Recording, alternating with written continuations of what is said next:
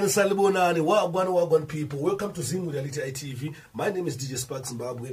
And the Pupana Bandreta Mudigi, Nira, Kunga, my latest. Mzwana Nasa that Zoka foot, the Botaranya, Jama, Samutokomana, Pakaiba, but it was in the anti Zoka Chitara, Yandunga, and this, I say, Ragaru, Jama, Stadofungana, Faro, Zimapu, Zino, Snack Fads, and the boss are planning Jaganaka, Pabita.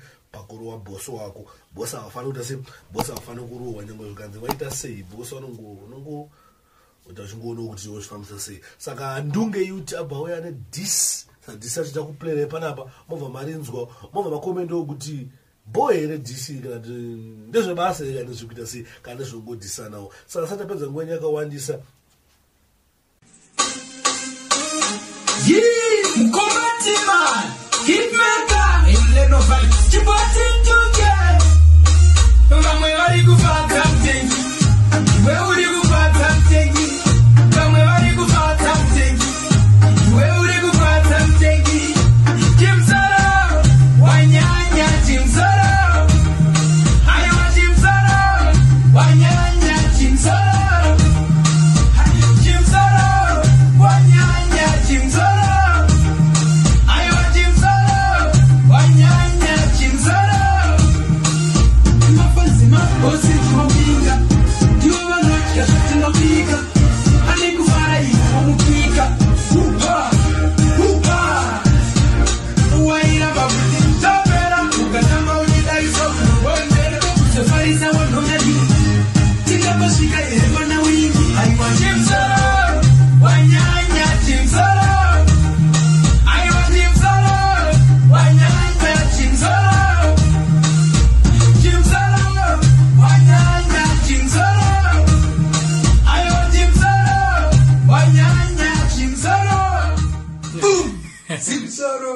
Yeah man, thanks for watching. Don't forget Marines Wandan, Jimsoro, Wanyanya, Jimsoro, yeah, Jimsoro, Pakaipa, Mawani Satina Zumu, entertainment industry, those who get and Dunga, but I am Commander Swakaites, I don't deserve this.